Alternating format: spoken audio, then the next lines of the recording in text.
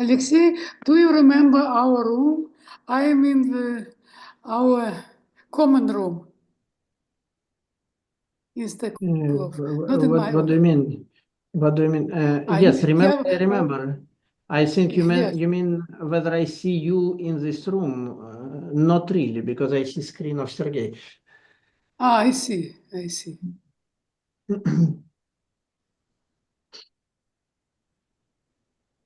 Now it's time.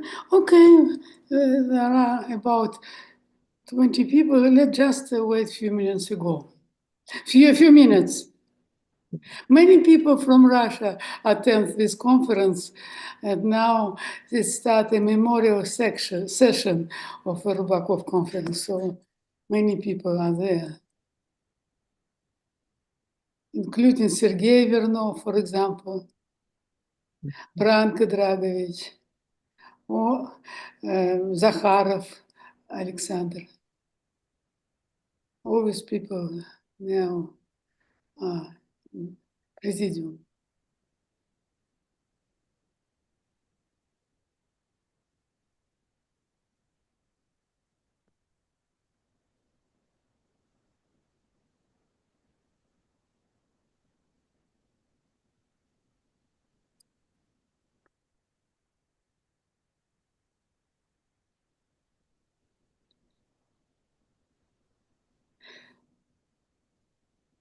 Sergei, maybe you can try to change slides or use a pointer just to be sure that everything is okay. I would say before make it full screen. First of all, you can try full screen, yes. But I see the message your screen shared is paused. Yeah, so is it? Can you see the different slides? Yeah, but it is up to you. For me, it looks not as a full screen. No, I don't know what exactly you mean, full or not. What I see your window for PDF viewer. So this is the title page. Can you see another page and No. another page? No, just no. the We can see title your page. title page and your PDF viewer. But I have a message. Your screen sharing is paused. So maybe I should change it. Just a moment. By the way, do you use Mac? Yes.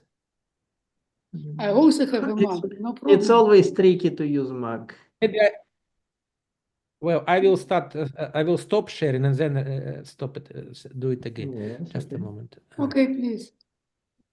And now I will see you, Irina Yaroslavna, in the big room. Now it's great. But this is not the page number one. I guess maybe you have to go back. Okay, very good. Okay, second page.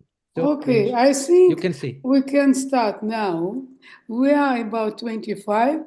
Okay, just Sergei, show me your title. Thank you. Okay, hello everybody. Okay. Today we have a pleasure to listen a talk by Sergei Ketov from Tokyo Metropolitan University. He will tell us about inflation, primordial black hole production, and gravitational wave in modified gravity and supergravity. 1 hour, please. Okay, Sergei, thank you very much can start for the just introduction. Okay, thank you. First, I'd like to thank the organizers for inviting me for this nice seminar series about quantum gravity.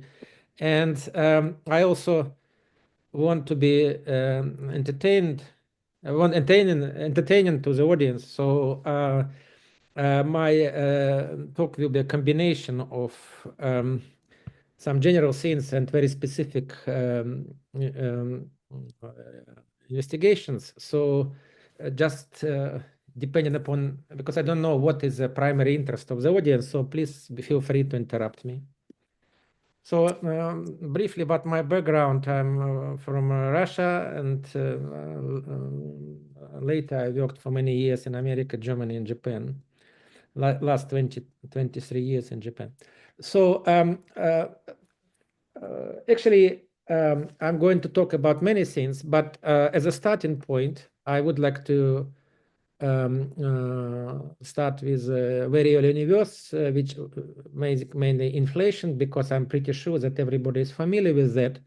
But I want to consider it just as a door or exit to the much more general sense.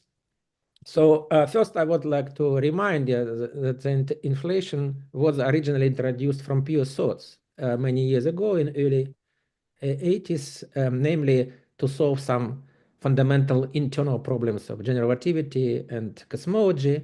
And these problems are written in the textbooks. Yeah? So inflation was originally was defined in the textbook as a kind of dark energy in the early universe with a graceful exit, but actually it's better to think about it in different terms if we want to understand how inflation solves the problems of flatness, horizon problem, and structure formation. It's better to think about particle horizon, namely causally connected particle during inflation, which was actually decreasing.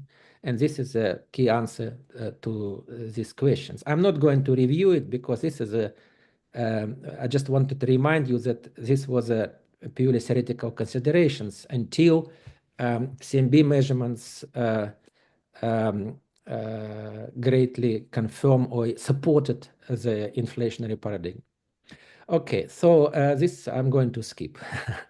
But when it comes to the literature at present, we may be embarrassed because if you go to the literature, you will find a lot of models of inflation.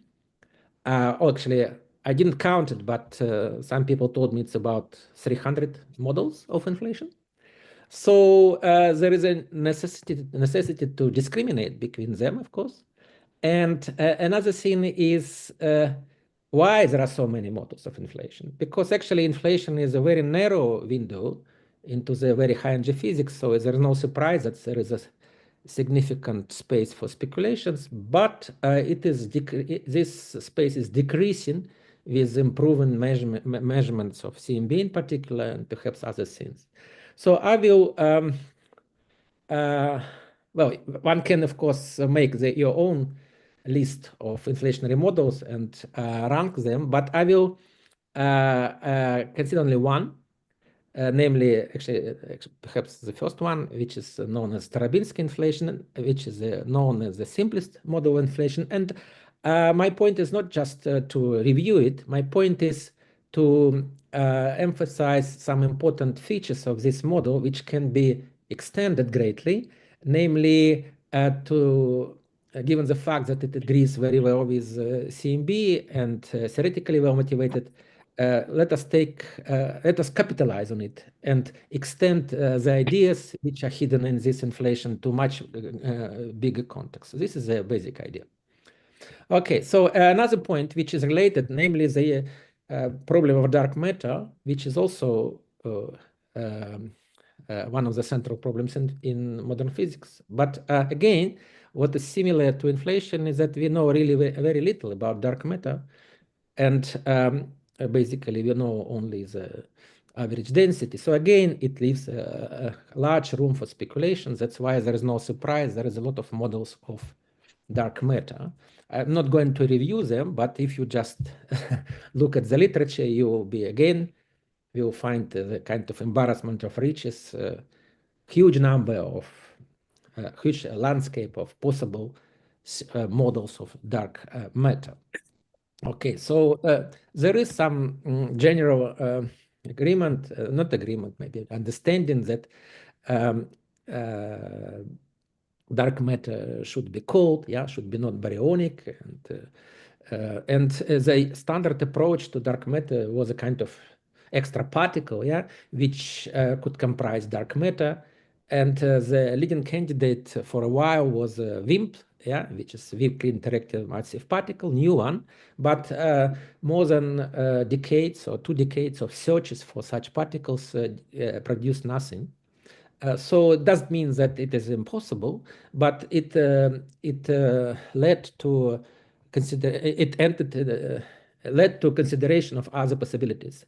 And one of the, of course, it has to be, it could be also a particle which is not weakly interacting, namely only gravitationally interacting, yeah. But it also could be a non-particle dark matter, And non-particle dark matter recently attracted a lot of attention, and namely dark matter as primordial black holes. This will be perhaps one of the central subjects of my talk. So this is so much about motivation. As regards the plan, so maybe I should just mention just the big picture. I think in terms of gravity, supergravity strings, yeah, superstrings, and stepper strings as quantum gravity. But I will talk today only about supergravity, which is known as the low energy effective action of superstrings. But I will think about it in a different way, namely supergravity as a natural framework for sub-Planckian physics. Sub-Planckian, I mean, in a near grand unification scale. So supergravity can be seen as a bridge between classical and quantum gravity. That's how I consider it. And since the experimental input is very limited, we employ mathematics, of course, as much as possible. Okay, so let me first recall what Starobinsky model is from the modern perspective, because this I want to just remind or recall basic features of this model, which will be extended later. So Starobinsky model is a model of modified gravity. Modified gravity is everything in gravity beyond Einstein. Yeah, but actually, if you consider such series non-perturbatively, there are tons of them. Yeah, most of them have ghosts, and so it's a problem. So if you don't want to like ghosts, so they should be discarded. Another point is that if you just take quadratically generated gravity, then the only possibility is a Ricci squared term, Ricci scalar squared term, because others with positive coefficient, because others again have ghosts. So therefore, it leads to the only possibility at the quadratic extension is just r plus r squared, which defines the Starobinsky model. And here I put it in this way, namely by emphasizing that the r squared term is a scale invariant term because alpha has no dimension. Okay, so this means that if we can think about low gravity regime where Einstein term is dominating, and that this exists with all solar experiments, solar system experiments. But on the high curvature regime, we can drop Einstein-Hilbert term and keep only R squared term, and then we have a scale invariant gravity as a leading dominant contribution. And for inflation, therefore, R squared term should be dominant. Okay, so if we just start from this as a face value, let me skip the possible origin of such terms. If will be questions, we can discuss later. And we just can go to the Friedman universe, put this ansatz into equations of motion and formulate the equation for the Hubble function, which is given here. This is known as Starobinsky equation. So it is nonlinear first-order differential equation. It has solutions which attractors. If you take, for example, Pin-Levi series ansatz and you get some expansion, so you can get some idea how this solution looks like. And as you can see, the leading term is just dictated by R squared only. So this means if you take a slow roll approximation, then H is essentially given by this, and it can be interpreted as a solutions which spontaneously break scale invariance of R squared gravity. So once you have such a situation, there should be number Goldstone boson associated with such spontaneous breaking, which is called scalaron.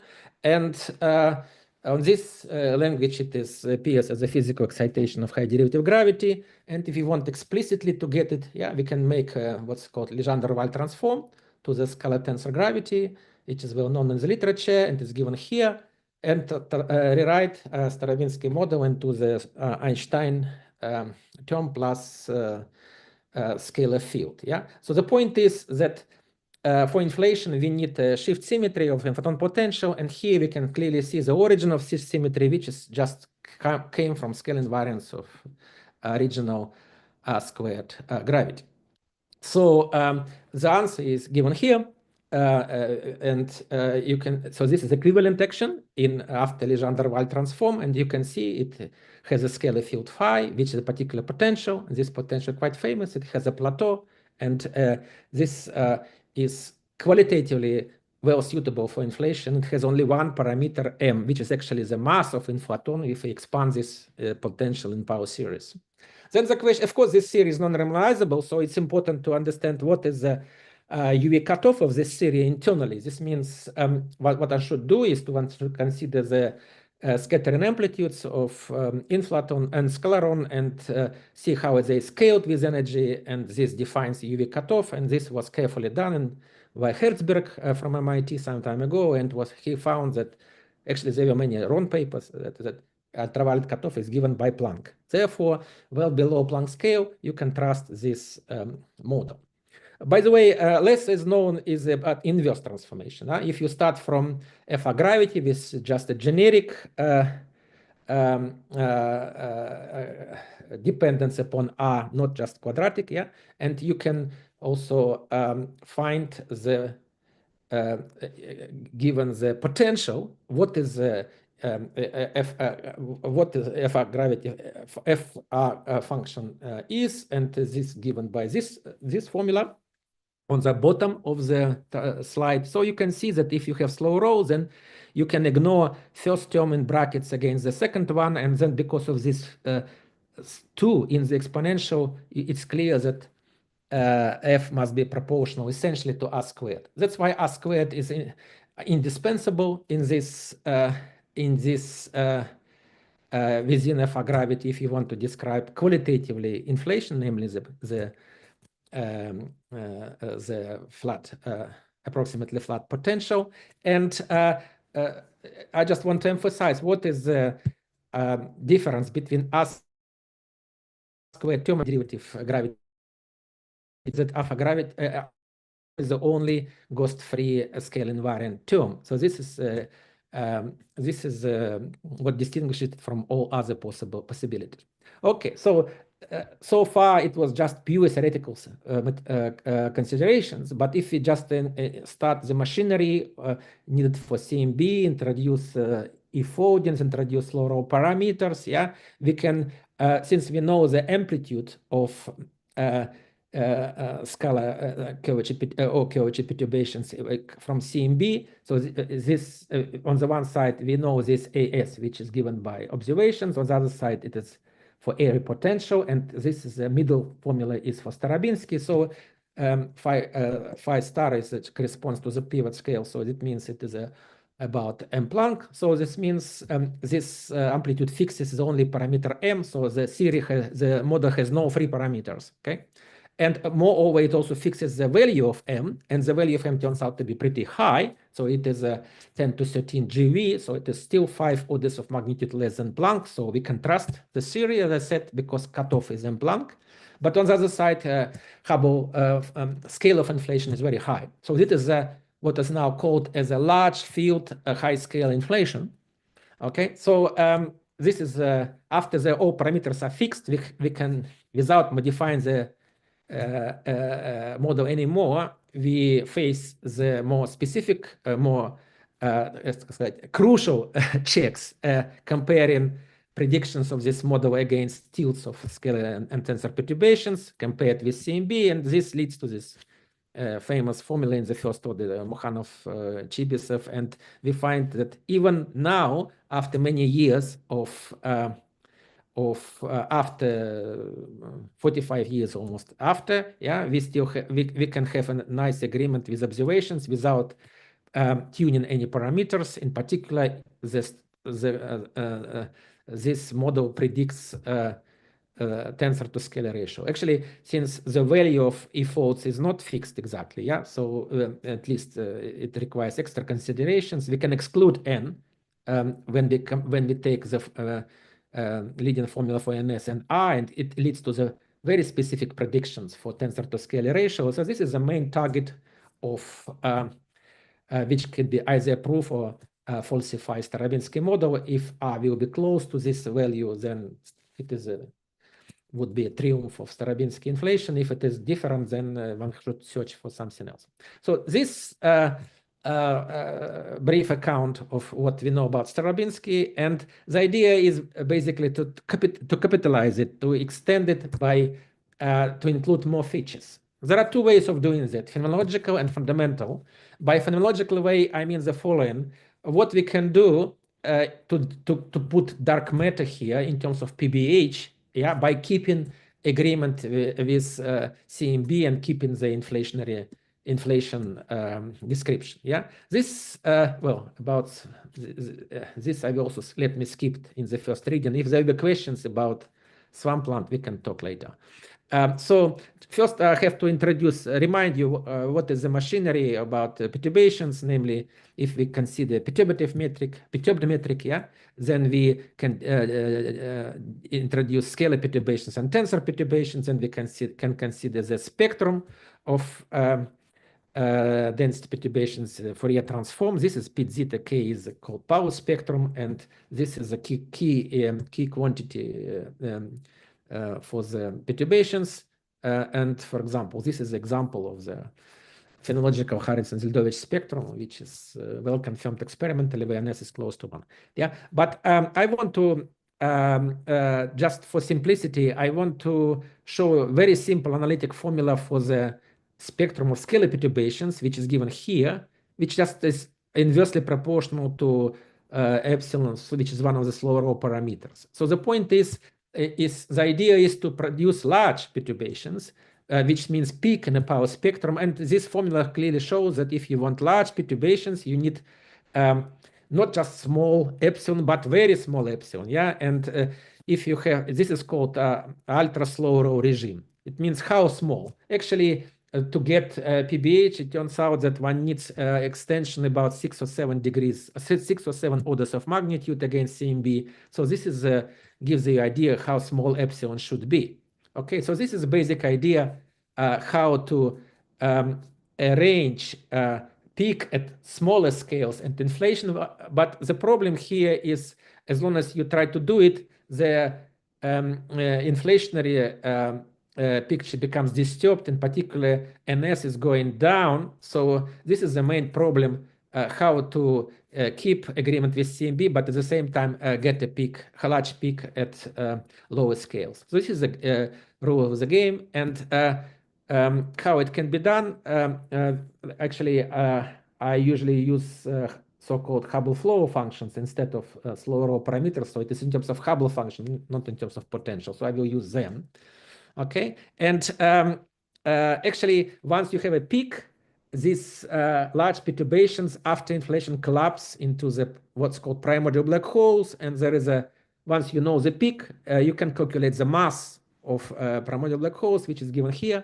So this formula can be used to see what kind of primordial black holes can be obtained, masses. Yeah, and actually the idea is that this primordial black holes can constitute part of the whole dark matter.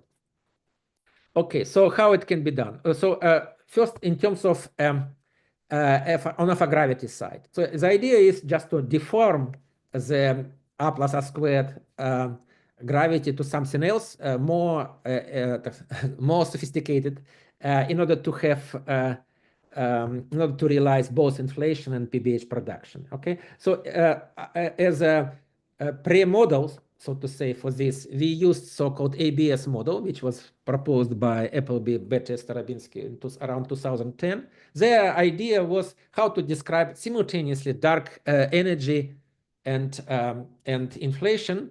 And first 3 terms, essentially, it is ABS model. But our purpose was different, not describe dark energy, but describe PBH production. So the point was that simply the same similar shape could be used to have a double inflation. So it means 2 plateaus, okay, one after another.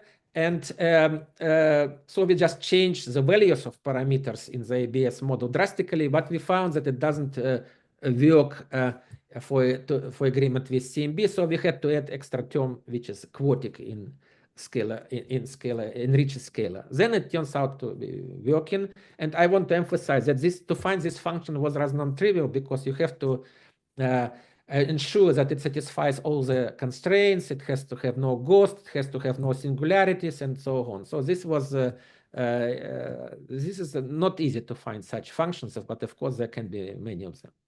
Okay, so how it works? So basically, once you use this function and tune the parameters like delta or like shape parameters b and what else? G, one can reach agreement with CMB, and one can also have a peak instead of. But turns out that the masses are around 10 to 17 and 10 to 21 GeV, which is called asteroid size PBH. So maybe instead of talking, because this is done by numerically, I will just show you the pictures. So you can see here how the potential looks like. And you can see that if you introduce this quartic terms in scalar curvature, the Starobinsky inflation become destabilized. Yeah, so when delta 0, you have infinite plateau. But if you have a different delta, non-zero, you either have destabilization, which is bad, and or another plateau, or sorry, finite plateau. So we use, of course, finite plateau. And you can see here the dynamics of inflaton, and you can see also two plateaus in the Hubble function. This is called double inflation. It's got slow row, then ultra slow row, and another slow row. So this is a scenario which is realized in this model. And as you can see here, one of the slow row parameters indeed drops very much. So this is this is responsible for the peak. You can see here on for the second parameter eta that it is not small. It goes to -6. This is the manifestation of so-called ultra slow row regime. And when you calculate power spectrum numerically, you find indeed there is a peak, and this peak is compared to CMB, which is 10 to -9, just about 6 or 7 orders of magnitude higher than CMB. Okay, so actually, Can I if ask you you a use question? Mukhanov Sasaki, yes. Sorry for interruption. I have a small question. So, what is the history of ABS model? Why it was like why that specific form is introduced? Okay.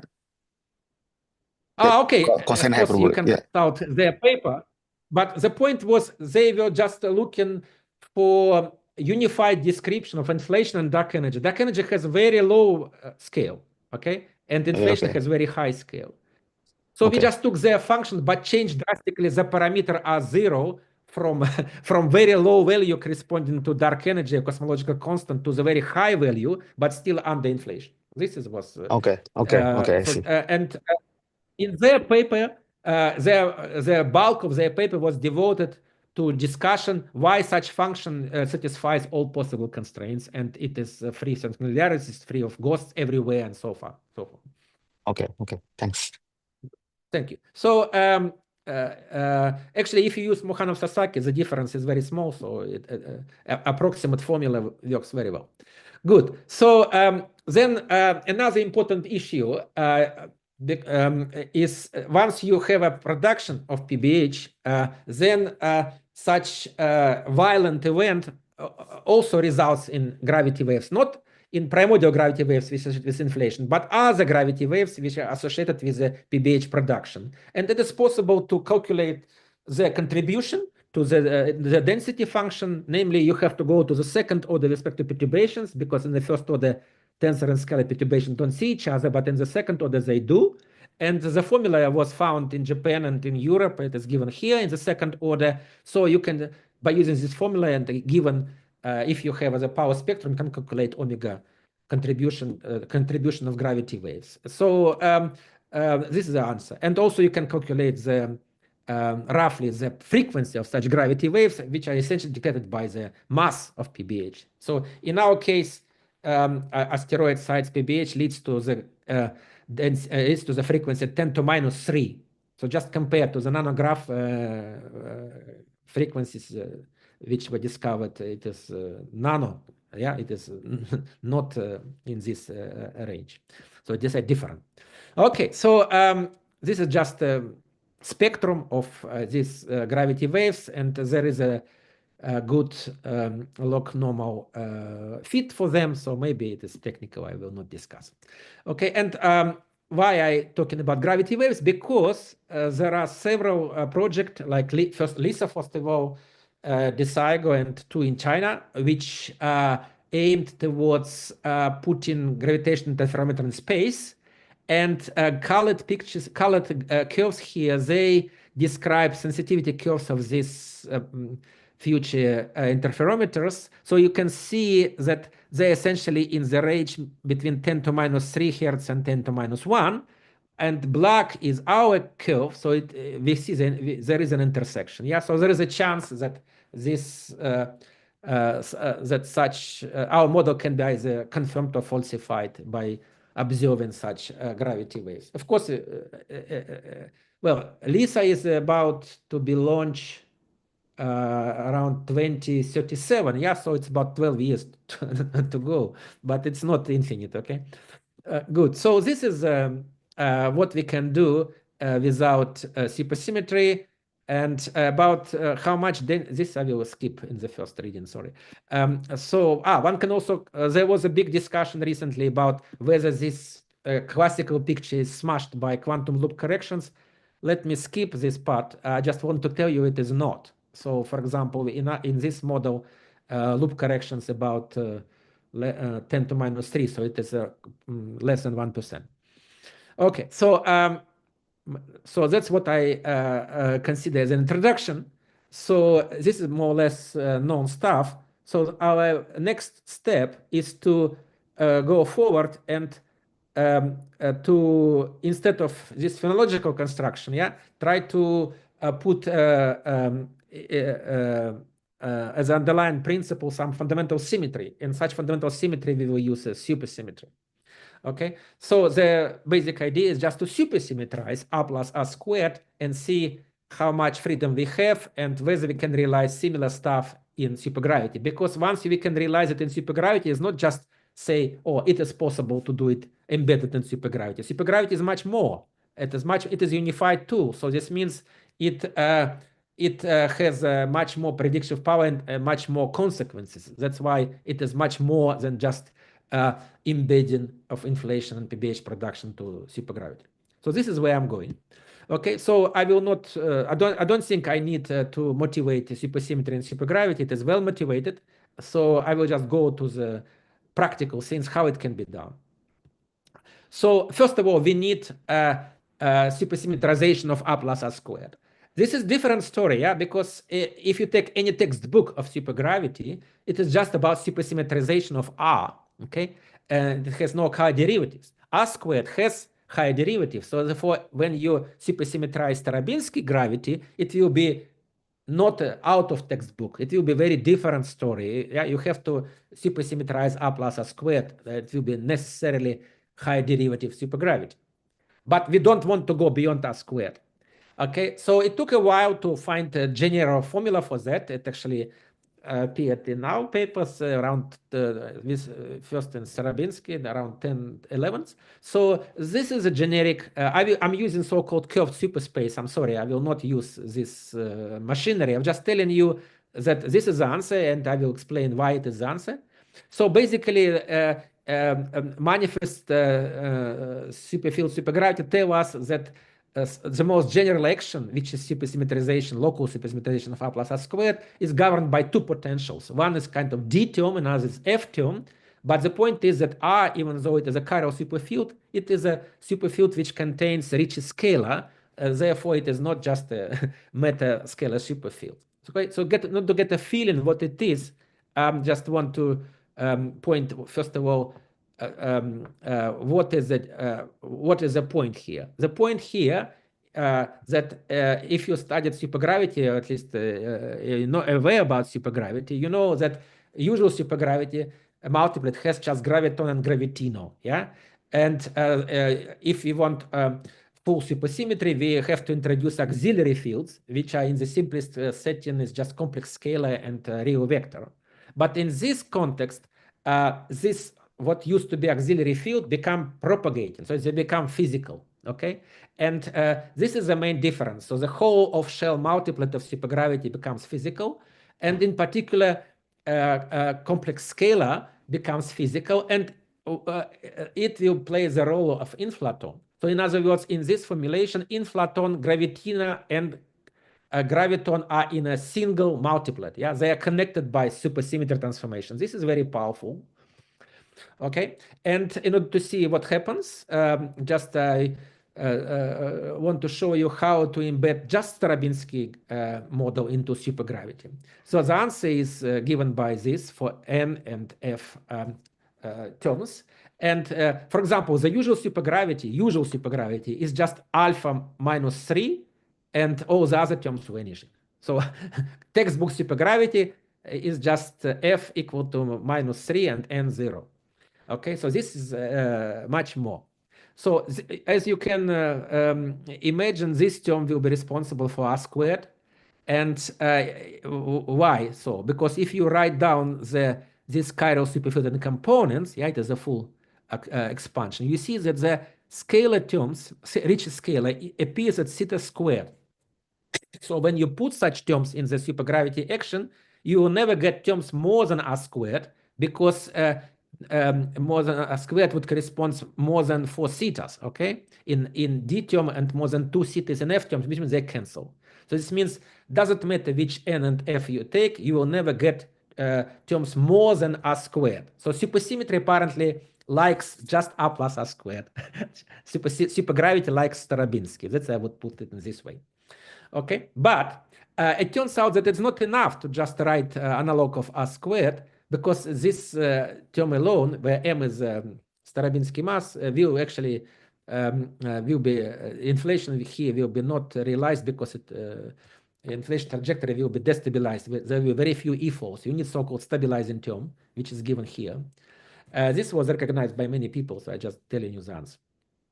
Okay, and at the same time, we still have, we can, this is basically the expansion, Taylor expansion of N and F, but we can continue this expansion and consider subleading term, and this subleading term can be used for PBH production. That's what this program can be realized. I just want to show you how it works. So for simplicity, I will just make redefinitions of fields and concentrate on just the radial part of this X, yeah, which will be inflaton, yeah. So if I ignore fermions and calculate bosonic part, scalar part of the theory only, then the Lagrangian looks like this. So you see indeed that there is extra scalar, okay, and there is sigma, which comes from X, and there is also, and F function is just quadratic in R, but the coefficients are scalar dependent. Okay, so again, you can apply this to this Lagrangian, this usual transformation to scalar tensor gravity to avoid high derivatives, and this is done, and you will end up with action in the Einstein frame, yeah, which is Einstein, Gilbert Lagrangian, the scalaron, and sigma, and interacting with scalaron and particular potential. Yeah, potential is here, so you can analyze how it looks like. You will see some values, and so you can try to embed. Actually, it is possible to embed Stravinsky inflation here. So what is the main point? The main point now at least you have 2 scalars. Actually, you have even 4 in this case. So the difference is that you get not canonical term for scalars. So you cannot make them all canonical, because if you consider metric, which is this nonlinear sigma model, calculate its curvature non-zero, actually hyperbolic geometry of negative curvature. So you can, it is inevitably couplet scalars, and which is just a manifestation which is typical to the multi-field inflation. Okay, so actually you can also do it directly in superspace to transform from this Stravinsky supergravity to the Einstein supergravity. Then you actually 2 chiral superfields are generated. So this means the action is equivalent to the Einstein supergravity coupled to 2 chiral superfields with a particular K and generic W. You see, by the way, such K is known in the literature as a no-scale supergravity. So you don't need string theory. No-scale supergravity structure, which is known, which has this shape, is actually a consequence of Stravinsky supergravity. Okay, so now about PBH. So again, we need large curvature perturbations, okay? And here the idea is a bit different. I mean, how to realize such large fluctuations. There are many mechanisms proposed in the literature. I will use only one. namely gravitational instabilities induced by scalar fields. Okay, so this is specific to multi-field inflation. So again, the message is that if you do supergravity, you end up with a multi-field inflation in general. So how it works. So I just want to schematically write down equations because to show the basic idea. So let us take just two scalars, okay? So once you have two scalars, you have a trajectory of inflation, and you can decompose perturbation into adiabatic or density perturbations along the trajectory, like in single field inflation, but also isocurvature perturbations, which are orthogonal to inflation trajectory. So QA represent density fluctuation, and QS represent isocurvature perturbation. And the equation, structure of equations is here for perturbations. And the point is that if you look at the second equation, and you take slow row, so second derivative can be ignored. H is approximately constant. So you can integrate this equation, you get this exponential, and you see if mass squared, Fms squared, is negative, yeah, which is tachyonic instability, then QS becomes exponentially large. And since QS on the first equation, they are they source the adiabatic perturbations, the adiabatic perturbation also becomes large. So this is the idea of how to generate large perturbations, and this was proposed in several papers, including ours. So we use a similar mechanism. Okay, so how it works? It works if you just add subleading term to both n and f. So these are last terms, yeah. This we call gamma model, and this we call delta model. Delta gamma coefficient, and with this ansatz, one can see, first of all, it is just deformation of Starobinsky inflation and supergravity. So inflation should be okay qualitatively, except precision values of tilts, which we have to take care of.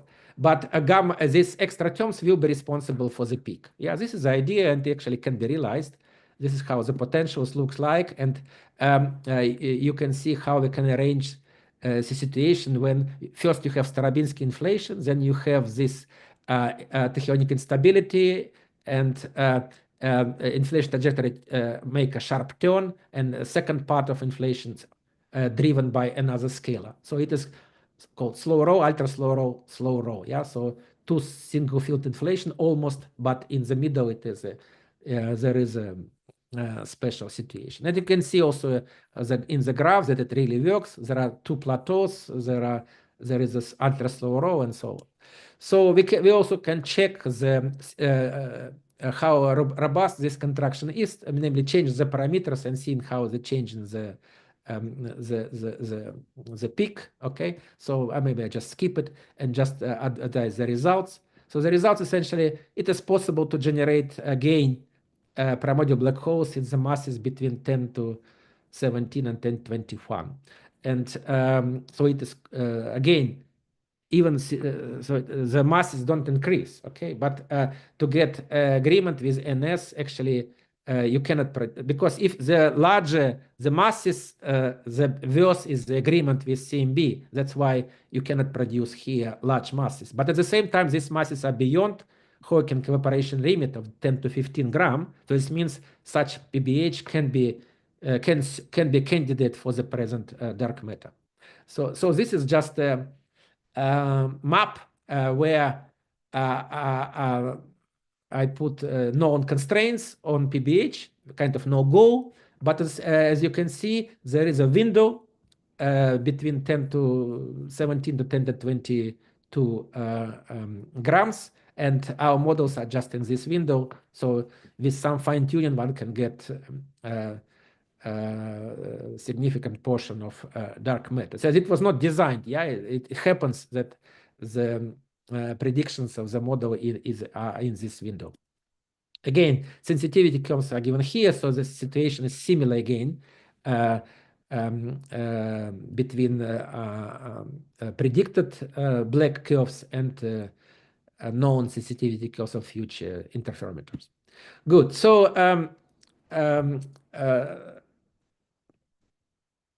so the next point is there are two big issues if we want to take it as a face value. One is how it can be can fit quantum gravity, namely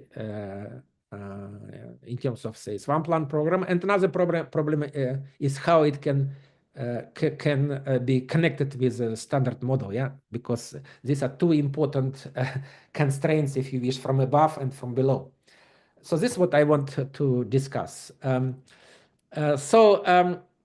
But for that, I want to switch first to a bit simpler model, namely, as I said, in general, Starobinsky supergravity leads to two chiral superfields, which are called inflaton superfields and Goldstino superfield. But I want to identify them and consider a simpler model, which, just for technical reasons, namely using only one superfield, namely when these inflaton and Goldstino superfields are identified.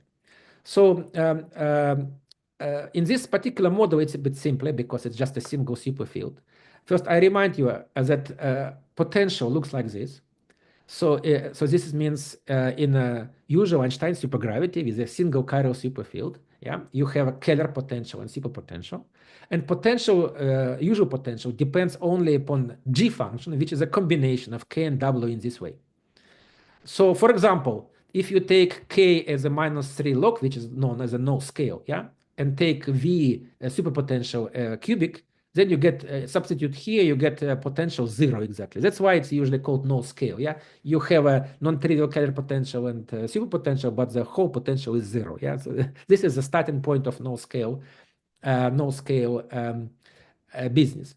But in general, if you consider generic situation, also this can, the supersymmetry here can be spontaneously broken, and spontaneous breaking of supersymmetry occurs when auxiliary field F of this chiral superfield has non-zero expectation value, and then the mass of gravitina is given by expectation value of Eg over 2.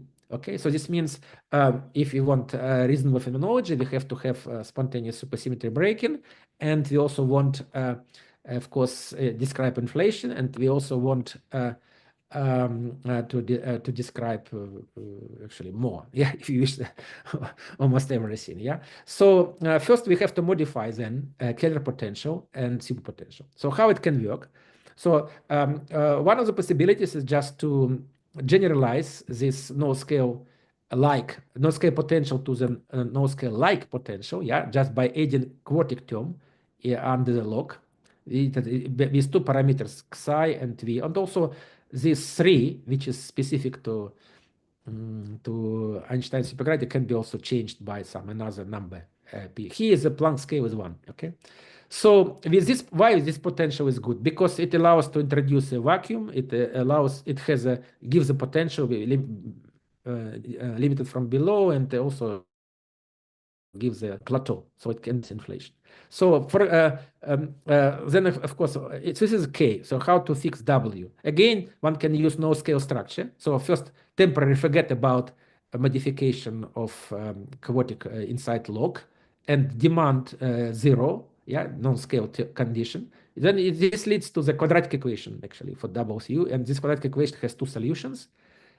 Both are in the power of superfield with some scales. So it introduces two scales, okay, M1 and 2, and Q is power of T is fixed by P parameter. So introducing two scales, we can identify them with a physical scale. In particular, for example, we can identify one of the parameters with the inflation scale and another parameter with dark energy, for example. Okay, so in such a model, what one finds is that there is the potential is positive, it has a plateau, there is inflation, okay, and there are even solutions with the integers q's. So it is a good potential for describing inflation. Actually, it is different from Starobinsky, but it is still viable. And one can also even have the knee inflection point as a fine-tuned parameters of shape below inflation, which even can generate PBH in principle. And also with such parameters, the SUSY scale breaking turns out to be 10 to 11. Okay, so this is corresponds to the naturally to the so-called gravity-mediated SUSY breaking. Yeah, so this means in this picture we have supergravity, we have the minimal hidden sector, which is described by inflaton superfield together with Gaustino, and we have spontaneous SUSY breaking at the level at the scale 10 to 11 GeV, and so this SUSY breaking in the hidden sector and then mediated to the observed particles through the gravitational interactions. So one can directly also introduce MSSM here, just add to, I was talking only about gravity or supergravity sector, yeah, we can add MSSM, namely to Keller potential and to superpotential, okay? So this is the usual, the standard setup for superpotential of minimal standard model and chiral superfields, including all kinds of particles and their superpartners. Simply, the point is that here, since SUSY breaking scale is so high, that basically means that all these gluinos, gauginos, they have extremely heavy. So there is no problem with the fact that they are not observed at LHC. But of course, one has to check whether this is possible to this model can be consistent with observed value of Higgs mass. Yeah, this is a problem because I mean technical problem, because we have to run renormalization group from 10 to 11 to 10 to 2 GeV, but it can be done. The renormalization group functions of MSSM are known up to 2 loops. So there are programs which allow to such a running, and such by the way, well, this similar such calculations were done in CERN in principle. I can show you some pictures how it can fit with observed Higgs mass. So what is the point? The point is that since now we know more or less well what is the Higgs mass and what is the top quark mass, yeah. So we can run a renormalization group and make a connection to such a high scale. And so what happens is that it's only possible if we take the known results for the MSSM to loop renormalization group function that I remind you that the standard model Higgs in this MSSM is a linear combination of 2 doublets with a mixing angle beta. So such a high scale SUSY breaking is only possible when tangents is close to 1. So this is a prediction, okay, for the mixing in MSSM, and SUSY breaking scale is also predicted. So in principle, one can go further in this business by considering also leptogenesis, generation of sterile neutrinos through the decay of inflaton, but I will not consider it. So maybe I should mention something, how it works specifically. Here are the pictures from CERN, just analyzing generic situation for high-scale SUSY, which is in our case, and split SUSY, for various kinds of parameter of mixing parameter beta. Okay, because you see here this is the Higgs mass, okay, which is known very well at the lower at electric scale, and here is the scale of SUSY breaking. So you can see that our model is just on this margin, so it is still so 10 to 11 is just here, okay? But it is definitely inconsistent with split SUSY. So this is how the agreement with LHC measurements can be reached, but only if tangent beta is 1. Namely, this is okay. Okay, so maybe now I can conclude this part. So as you can see from as a whole, yeah, starting just from Starobinsky model and considering its extensions, yeah, one can also describe not only inflation but also PBH production. It's possible to supersymmetrize this and to get not only inflation compatible with CMB, but also primordial black holes, which can be part of dark matter, but the mass is only between 10 and 17, 10 and 21 gram. So this the induced gravity waves produced by this PBH production in principle may be detectable in the future, and actually it's possible also to make a connection with MSSM and obey the known Higgs mass. There are no problems, kind of Poloni problems or production problems that don't appear here. So the question is, of course, which I deliberately omitted, how much dark matter can be produced from such PBH? This is actually a good question because calculation of this fraction is very, very sensitive to parameters of the model, so it changes widely when slightly change this coefficients. So but in supergravity, we have another natural candidate for dark matter, which is namely the so-called LSP. Yeah, after SUSY breaking, you have the lightest SUSY particle, and it is will be stable if asymmetry is conserved. So it's a natural candidate for particle candidate for dark matter. That's why these models we have two candidates for dark matter. One is LSP particle, and another is a PBH, which is non-particle dark matter. But their proportion I cannot answer. Okay, and also in terms of supergravity, which is the unifying tool, we can have much more. Yeah, we can in principle unify it with particle physics at very high scale. We predict mixing angle MSSM and advocate high scale SUSY breaking as a must for this. Okay, so basically that's all what I want to say. Okay, so in short, the main message is the following: that why R squared inflation is good, because it automatically explains the origin of approximately flattened photon potential, and also automatically leads to the so far to the very good agreement with CMB natural way without adjusting the parameters. Okay, so it can be supersymmetrized to describe dark matter in terms of PBH and or LSP. Actually, what I didn't discuss is that, namely, the reheating, and there is no time for that. But once you add matter to Stravinsky gravity or to supergravity, there is also universal reheating mechanism, okay? Because every particle is connected to inflaton, and so through inflaton decay, you can generate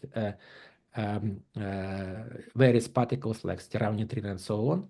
And well, about phenomenology, it requires extra seminar. I will not talk about. So basically, in this framework, in principle, one allows to solve all cosmological problems at once. That's why I think it's very powerful. But of course, details have to be figured out, and it is not yet done in full. But what we have so far is looks pretty promising. Okay, so maybe I will stop here. Thank you very much. Okay, thank you very much for your excellent presentation. A question, please. Raise hands or just asking question. Yes. If there are trained people, we can discuss one program, but I deliberately then. Okay. I'm not sure. Okay.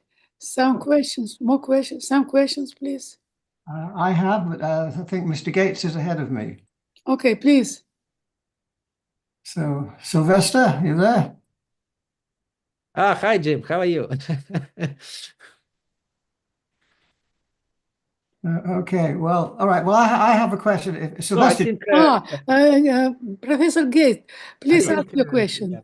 Okay, so the question, Sergei, goes back to this question of our initial work that we did in this. I guess it was 209, 210. 209, yeah. 209. And so 2009, yeah. Yeah, 209, right? Not two, but anyhow, the questions are following. As I recall, we proposed a part of that general Lagrangian that you used in this discussion. What was the thing that we missed? That's the part I don't quite understand. Oh yeah. The point is that our idea was to get rid of D term. Because, you know, F term, chiral term, so it is not subject to renormalization. Right. The loop contribution of is D term. So the idea was maybe we don't need D term, then we are completely safe against loop contributions. But it turns out that F term alone is not enough. It doesn't deliver enough e-faults. And so it was the original proposal which didn't work. So D term is necessary. As you can see in the later slides, both n, the n should be non-zero. So it should be improved. Okay. Then it works. More questions, please. Yes. Okay. First of all, Sergei, thank you for this nice talk. I have a dumb question and a serious question. The dumb question is, if there are primordial black holes in the Milky Way dark matter halo, they will also be in the disk, because the disk is part of the halo, which means that you and I are going to be hit by 10 to the 21 gram objects all the time. And yet I can assure you that this has never happened. Well, I discussed this, of course. It is not with people who, so it is basically, let me see, it is basically this. It is not dumb question. It is the right question. This picture changes every week, actually. And Hit any week. almost every week, yeah. And it appears more and more people claiming something also close what you said, and it also claiming that this window doesn't appear, and then it reappears because they more carefully examine all these constraints, yeah, in particular those whether they will be affecting the halos in the middle of galaxies and so on. So I can only tell you from my consultations with other people that there are no constraints in this window at the moment, reliable constraints. So they all can be reputed. That's a statement. But it doesn't mean that it will not be reputed anytime later in the future. So the current situation is that the window is still present. I thought the argument was that a 10 to the minus 15 solar mass black hole wouldn't be detected in gravitational lensing. And I think that's... It would not. No, but that's not my question. Yeah. My question is, won't we detect it just by it colliding with us? Because that 10 to the minus 15 solar mass is 10 to the 18 grams. And I'm only about 10 to the 4 grams. I'm not worried about them. You worried about... I'm asking about them in the halo. I'm asking about them in the disk. But no, I'm not. You're worried about which masses again? You're just showing me that the just peak, tell me. 10 to the minus 15 solar masses is 10 to the 18 right, grams. 10 to minus 15. Yeah, yes, 10 to minus 15 solar masses, or 10 to 18 grams. Yeah, something like that. 10 to 15 grams. Well, we're about 10 to the 4 grams. So won't we be hit by these objects and know about it? Well, yeah. So if you hit by object by 10 to minus 15 by this object, you will not notice it exactly. So this means even maybe in your body there is one. Okay. All right. So you see the average, of course, dark matter is distributed not evenly, yeah, we know. And average dark matter density is about 3 protons per cubic centimeters equivalent in average. But it can be more around in some places, right? And well, that's what we have to ask astroparticle physicists. They told me that it is 10 to 18 is still you will not notice. Okay, all right. Well, I'm reassured. But I cannot judge it because this is a question of astrophysical measurements. But it is debatable. But so far, all the seminars I saw from the astroparticle physicists, they said no. Okay. They were claims opposite, yeah, but I cannot make a judgment here. I just trust what they say to me. Okay. Anyway, that was apparently not as dumb a question as I realized. Okay. Now I have No, not at all. now I have a comment. You're looking at R plus R squared, and that's a very nice theory to look at. It's Ostrogodsky free, but there's also R minus R squared. Now R minus R squared. Okay, what? There's theory which is R minus R squared. Now you won't consider that for Starobinsky inflation, and most you mean negative?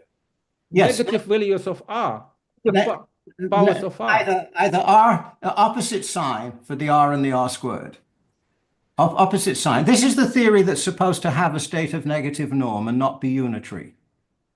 This is the Yeah, that's what I don't want. No, of course you don't want to look at it. But what I wanted to say is that Carl Bender and I have looked at this theory, and we found a realization of the theory which is free of negative energies and free of negative norms. But you have to go into the complex plane. So I would say it might still be a viable theory for inflation purposes. Well, you see, as long as inflation since R squared does the job, we don't need anything else. No, that's fine. But nonetheless, what I'm saying is you may be able to get away with the wrong sign for this function alpha by going into the complex plane. That's my comment. It's something I've talked about in this series in the past. But no, I saw such examples in the literature, maybe not just exactly your paper, but again, as I said, what is beautiful about Starobinsky, without minimal input, one can get so much results. Oh yeah, I agree. I agree on that. I would even go as far as to say that all issues regarding cosmology are of geometric origin. Yeah, so essentially it is kind of Occam-Razor principle. If you can avoid it, you don't need it. Sorry. Well, that's what I do myself. I mean, I try. Oh yeah, because as I said, as far as I 100 can, models of. I go as far as I can with geometry.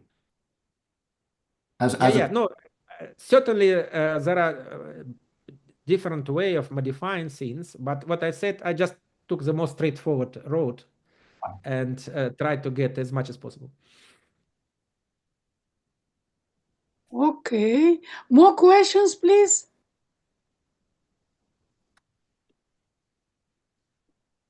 Actually, I was expecting that people will be talking about the quantum gravity side.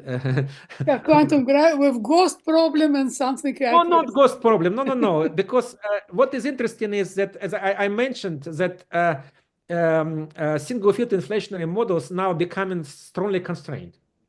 They used to be just say NS and R, yeah, but now it's much more. So maybe let me show you something. For example, how the swampland conjectures limit the stuff. So first, this is a question, what was the main stream of critics against Starobinsky? At least I talked in many countries about it. And what is the main critic, so to say, against Starobinsky from the point of view of quantum gravity people? So I got a message that the problem is that this is a large field inflation where scalaron changes close to Planck scale. So even though the scale of inflation is 5 orders of magnitude less, the change of scalaron field is between 5.5 Planck to 0.5 Planck. And people were worried that this can be wiped out by quantum gravity, namely because this is scalaron changes close around the Planck mass. So here I want to have a comment, because on the one side, actually, the photon change during inflation is limited by two things. On the one side, the so-called least bound, which tells you which is the lower bound of delta phi. It is given here. I took it from this paper in a yellow. And one of the Swampland conjectures, so-called distance conjecture, it limits delta phi from above. So this is a distance conjecture. So you see, it is interesting. Yeah, this is, all inflationary models have to be inside these two lines. And if you, this is which corresponds to 0 point, to the current limit for the delta, for the tensor to scalar ratio. And you can see that the change of delta phi cannot be more than 10. And on the other side, so this, by the way, was recently also derived in China here from very different technique. And Stravinsky model is just in the middle of this region. So it just corresponds to 0.3 R, and it is the change of delta phi is about 6. So it is here. So it's remarkable that this Swampland conjectures, which come from string theory and quantum gravity, they still allow Stravinsky model, but the possible range of modular space is squeezing. May I speak? Yes, yes, please. Yes, sure. Sergei, my question, since you prompted us to think about quantum gravity, my question is the following. You've connected quantum gravity to string theory and what have you, but as you know, there are colleagues of ours who have other models for quantum gravity, loop quantum gravity, for example. Do you have anything to say about those class of models and what you're doing? I want to say nothing because to me, remember, I started my seminar with the Galilei statement that the language of nature is mathematics, and to me, string theory is the only mathematically consistent picture of quantum gravity which I know, aware of. So this means I should compare what we get against this picture, which is at least more specific than anything else, even though we don't know how it is connected to our universe.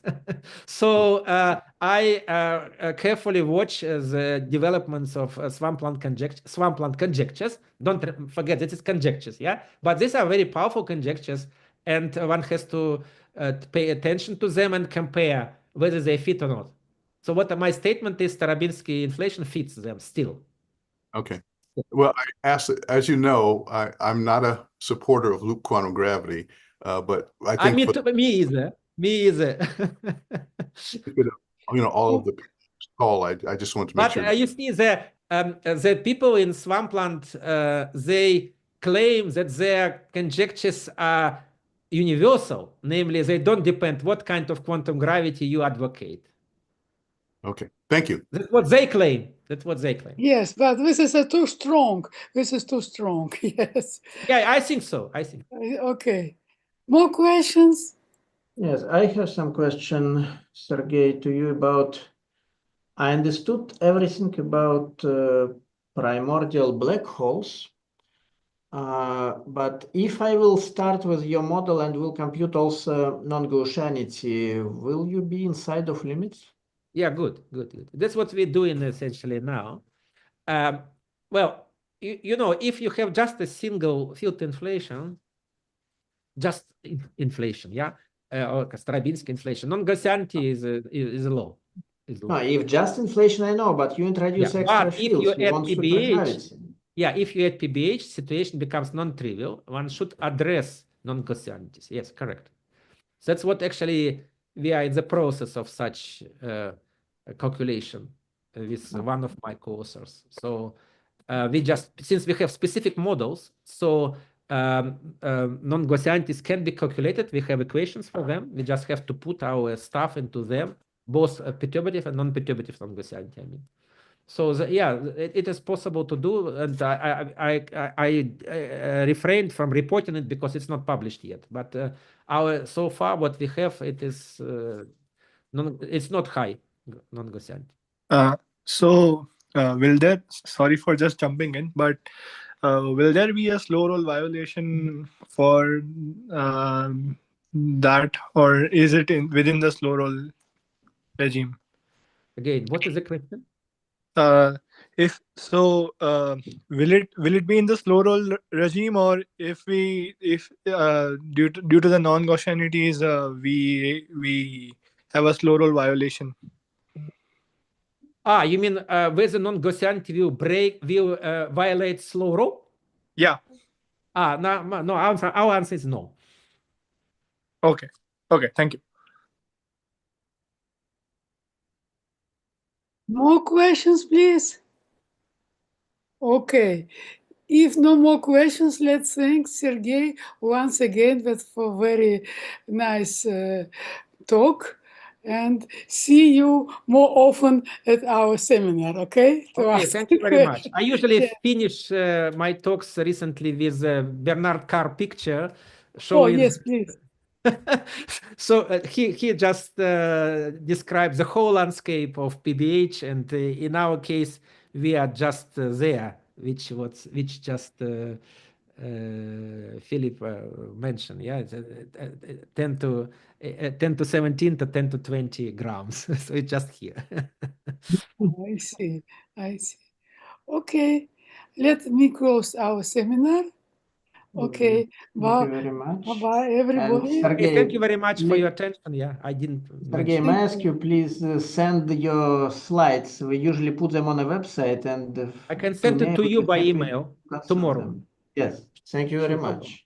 No, I mean, no rush, but just at some point it would be great. Okay, but whatever, because tomorrow is Friday. No, anyway, you will get it within a few days. Yeah.